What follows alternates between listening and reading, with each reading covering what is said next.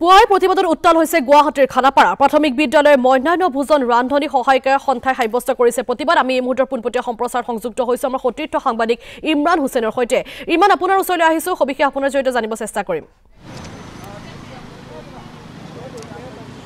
বনশ্ৰী আচলতে শিক্ষা জগতত শিক্ষক সমাজৰ উপৰিও এইসকল মধ্যাহ্ন ভোজন ৰান্ধনী সন্থাৰ যি ভূমিকা সেই ভূমিকা অনবদ্য। তেনে ক্ষেত্ৰত এইসকল মধ্যাহ্ন ভোজন ৰান্ধনী সহায়িকাই যথেষ্টখিনি তেওঁলোকে বাধাৰ সন্মুখীন হৈ আহিছে পূৰ্বৰ বছৰসমূহত, কাৰণ তেওঁলোকৰ যি পৰ্যাপ্ত মজুৰি তেনে নিম্ন 1500 টকাকৈ তেওঁলোকৰ যি মাহিলী পাৰিতোষিক সেই পাৰিতোষিক পায়। তেনে ক্ষেত্ৰত তেওঁলোকৰ যি মজুৰি তথা পাৰিতোষিক সেই পাৰিতোষিক বৃদ্ধিৰ লগতে বিভিন্ন দাবীত তেওঁলোকে এইদৰে প্ৰতিবাদী কাৰ্যসূচী ৰূপায়ণ কৰিছে। আৰু এইখিনি সময়ছোৱাত দেখিবলৈ পোৱা গৈছে খানাপাৰাৰ যি ৰাজপথ সেই ব্যস্ত ৰাজপথ এক প্ৰকাৰ বন্ধ কৰি দিয়া হৈছে আৰু ব্যস্ত ৰাজপথটো তেওঁলোকে এইদৰে প্ৰতিবাদ সাব্যস্ত কৰিছে। আমি দেখুৱাবৰ কাৰণে চেষ্টা কৰিছোঁ, সহযোগী আইনুল হক আছে আৰু তেখেতে দেখুৱাইছে। আৰু এইদৰে পুৱাই প্ৰতিবাদমুখৰ হৈ পৰিছে খানাপাৰাৰ এই ৰাজপথ আৰু অসমৰ প্ৰায়সমূহ জিলাৰ পৰাই এইসকল যি মধ্যাহ্ন ভোজন ৰান্ধনী আৰু সহায়িকা তেওঁলোকে আহি এইদৰে যি প্ৰতিবাদ এই প্ৰতিবাদত তেওঁলোকে নামি পৰা পৰিলক্ষিত হৈছে। সমান্তৰালভাৱে ইয়াতে কটকটীয়া নিৰাপত্তা বেষ্টনী গঢ়ি তোলা হৈছে যাতে কোনো ধৰণৰ বিক্ষিপ্ত ঘটনা সংঘটিত নহয়, তাৰ কাৰণে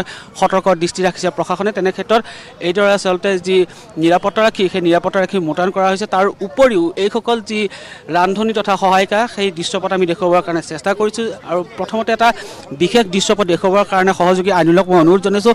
হাতত গুৱা অৰ্থাৎ তামোল লৈ মুখ্যমন্ত্ৰীৰ লগতে অসম চৰকাৰৰ যি সুমতি সেই সুমতি বিচাৰি তেওঁলোকে এইদৰে প্ৰতিবাদত নামি পৰা দেখিবলৈ পোৱা গৈছে পুৱাৰ ভাগতে। আমি কৈছোঁ এই খানাপাৰাৰ পৰা গণেশগুৰি দিশৰ যি পথছোৱা আছে বাওঁফালৰ পথটো, এই পথটো সম্পূৰ্ণৰূপে বন্ধ কৰি ৰাজপথটোত এতিয়া এইদৰে প্ৰতিবাদ সাব্যস্ত কৰিছে এইসকল সদৌ অসম প্ৰাথমিক আৰু উচ্চ প্ৰাথমিক বিদ্যালয়ৰ মধ্যাহ্ন ভোজন ৰান্ধনী তথা সহায়িকাসকলে।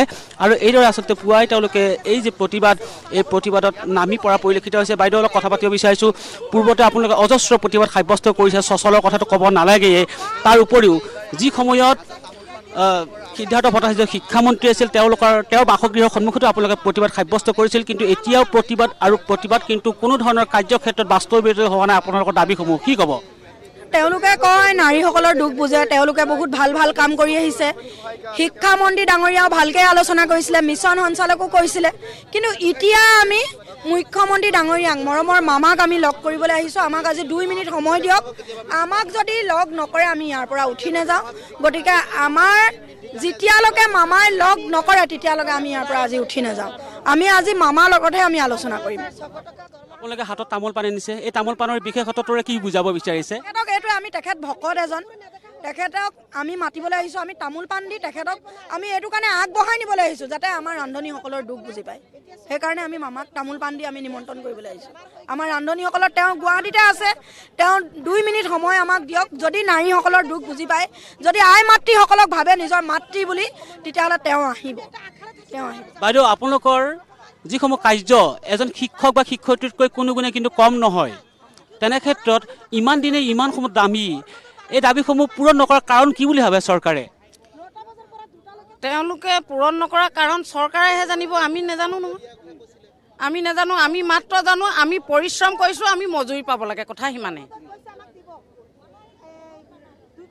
পৰৱৰ্তী সময়ছোৱাত কি কাৰ্যসূচী হ'ব আপোনালোকৰ এই দাবী যদি মানি নলয়? পৰৱৰ্তী আমাৰ কুকুৰাঝাৰৰ ৰেলপথ বন্ধ হ'ব। কুকুৰাঝাৰত আমাৰ 5000 ৰন্ধন কৰ্মী তাত ৰেডি কৰি থৈছোঁ। যদি মামাই আমাৰ লগত নামি আমাক আজি 2 মিনিট সময় নিদিয়ে, তাৰ পিছত কুকুৰাঝাৰ, চিৰাং আৰু বাক্সাই মিলি 5000 ৰন্ধন কৰ্মীয়ে আমি ৰেলপথ বন্ধ কৰিম।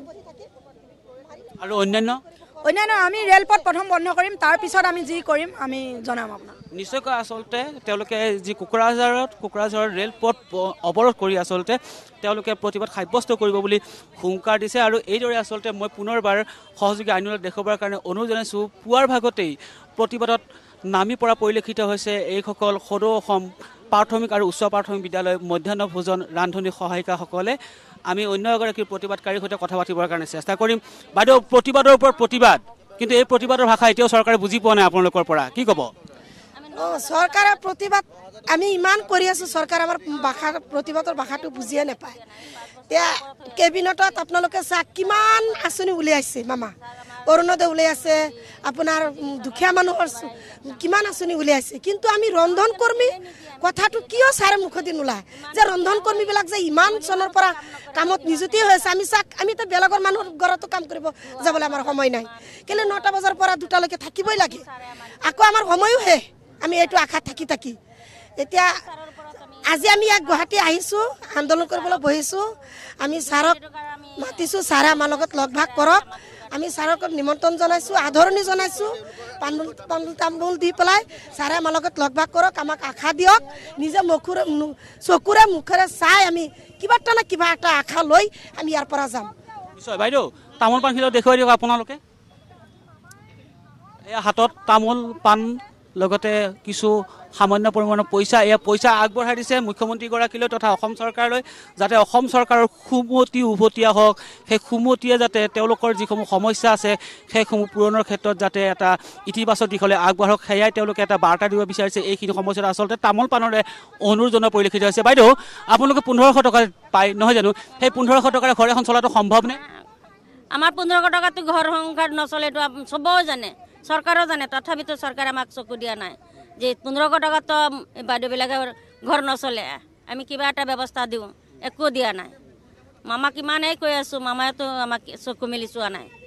সেইটো কাৰণে মামাক বিচাৰিছোঁ, আহক ওলাই আমাক কিবা এটা কৈ যাওক, দিব নে নিদিব, দিলে দিয়ক, নিদিলে মানা কৰি দিয়ক, নালাগে আমাৰ ৰান্ধনি, সেইটোৱে বিচাৰিছোঁ। এজন শিক্ষক বা শিক্ষয়িত্ৰীৰ যিসমূহ কষ্ট, সেইসমূহ কষ্টৰ তুলনাত আপোনালোকৰ কষ্টখিনি কিন্তু কোনো গুণে কম নহয়। আমাৰ ল'ৰা ছোৱালীৰ হাগা মোটালৈকে চব চাফা কৰিব লাগে, স্কুলত ঝাৰু মাৰিব লাগে, চব কাম কৰিব লাগে, লেট্ৰিন চাফা কৰিব লাগে, কিবা এটা জেৰ ভাঙিলে সেইটো আমাৰ ধৰিব লাগিব।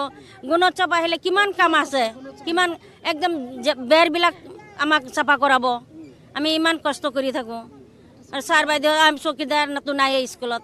গুণোৎসৱৰ সময়ছোৱাত এখন বিদ্যালয়লৈ DC বা বিভিন্ন মিনিষ্টাৰ যায়, বিশেষকৈ শিক্ষামন্ত্ৰীও যায় বা উপায়ুক্তগৰাকীও যায়, তেনে ক্ষেত্ৰত আপোনালোকৰ যথেষ্টখিনি কৰিবলগীয়া কাম থাকে। একদম আমি 7টা বজাত আহোঁ, 3টা 4টা বজাতলৈকে স্কুলত ৰাতি হৈ যায়। ইমানৰ পিছতো চৰকাৰৰ কথা শুনা নাই। শুনা নাই। গুণোৎসৱ আহিলে চাওক, আমাৰ হেমন্ত মামাই জানে গুণোৎসৱ আহিলে কিমান ৰান্ধনীসকলৰ কষ্ট, চাফা চিকুণ লৈ একদম লেট্ৰিনৰ পৰা ল'ৰা ছোৱালী হাগি দিলে, সৰু সৰু বাচ্চাবিলাকে পেচাব কৰি দিয়ে, হাগি দিয়ে, এই পায়খানা কৰি দিছে, আপোনালোকে পেলাই দিয়ক, চব আমাৰ কৰিব লাগে। সেইটো বিনিময়ত আমাক কি দিছে চৰকাৰে? একো দিয়া নাই। বস্তু চাওক কিমান মূল্য বৃদ্ধি হৈছে, কিমান বস্তুৰ দাম, 1 লিটাৰ তেলৰ দাম চাওক 180 টাকা, 200 টাকা, আমি 1500 টাকাত কেনেকৈ ঘৰ চলাওঁ? গতিকে আজি দাদাই আমাক, মামাই আজি কি কৰিব আমাক কৰক, আমি ইয়াত বহি আছোঁ, আমি ইয়াৰ পৰা নাযাওঁ। নিশ্চয়কৈ তেওঁলোকৰ যি সিদ্ধান্ত, সেই সিদ্ধান্ত তেওঁলোক অটল আছে। আচলতে অনিৰ্দিষ্টকালীন যি প্ৰতিবাদ, সেই প্ৰতিবাদ ৰূপায়ণৰ কথা তেওঁলোকে কৈছে, আৰু তেওঁলোকে কৈছে আমি ঘৰলৈ নাযাওঁ, ইয়াতেই আজি যি প্ৰতিবাদ, আমাৰ যি ন্যায্য প্ৰাপ্তিৰ দাবী, সেই প্ৰতিবাদ সাব্যস্ত কৰিম। বাইদেউ, আপোনালোকে কি উপায়েৰে এই স্মাৰকখন দিব? আমি আজি স্মাৰক নিদিওঁ, মামাই আহি আমাক হিচাপ দিব লাগিব, মামাৰ ওচৰত আমি কিমান স্মাৰক দিলোঁ, গতিকে আমি আজি স্মাৰকখন নিদিওঁ। বৰ্তমান পৰিকল্পনা কি আছে? বৰ্তমান আমাৰ ৰন্ধন কৰ্মীসকলৰ 1500 টকাৰ পৰা 9000 টকা হ'ব লাগিব। তাৰপিছত আমাৰ মেডিকেল পেঞ্চন হ'ব লাগিব। তাৰপিছত আমাৰ যিখিনি আমাৰ দাবী আছে আমি অৰুণোদয় পাব লাগিব। নিশ্চয়কৈ আচলতে অৰুণোদয়ৰ যি তেওঁলোকৰ আঁচনি, সেই আঁচনিত অন্তৰ্ভুক্ত কৰাৰ ইতিমধ্যে কথা প্ৰকাশ কৰিছিল অসম চৰকাৰে, কিন্তু কাৰ্যক্ষেত্ৰত এতিয়ালৈকে কিন্তু সেয়া হৈ উঠা নাই। ফলশ্ৰুতিত তেওঁলোকে যিসমূহ সিদ্ধান্ত, সেইসমূহ সিদ্ধান্তত অটল আছে। এইসকল সদৌ অসম প্ৰাথমিক আৰু উচ্চ প্ৰাথমিক বিদ্যালয়ৰ মধ্যাহ্ন ভোজন ৰান্ধনী সহায়িকা সন্থা, আৰু এয়া আমি দেখুৱাইছোঁ ইতিপূৰ্বেও চচলৰ উপৰিও সেইখিনি সময়ছোৱাত তদানীন্তন যিগৰাকী শিক্ষামন্ত্ৰী সিদ্ধাৰ্থ ভট্টাচাৰ্যৰ GS ৰোডৰ যি বাসগৃহ, সেই বাসগৃহটো তেওঁলোকে প্ৰতিবাদ সাব্যস্ত কৰিছিল আচলতে। কিন্তু সেই প্ৰতিবাদৰ যি কাৰ্যসূচী, সেই প্ৰতিবাদৰ কাৰ্যসূচীয়ে যেন কোনো ধৰণৰ হৃদয় জিনিব পৰা নাছিল অসম চৰকাৰৰ, লগতে কোনো ধৰণৰ যি কথা শুনিব লাগে, আচলতে অসম চৰকাৰে এওঁলোকৰ যি মনৰ কথা শুনিব লাগে, সেই কথা নুশুনাৰ ফলশ্ৰুতিতে আকৌ এবাৰ তেওঁলোকে এইদৰে ৰাজপথ কঁপাই তুলিছে প্ৰতিবাদী কাৰ্যসূচী ৰূপায়ণ কৰি। বাইদেউ ক'ৰ পৰা আহিছে? নকটাৰ পৰা আহিছোঁ, নকটা, গড়েশ্বৰ নকটা। কি ক'ব? আচলতে আপোনালোকৰ বহুখিনি কষ্ট হয়।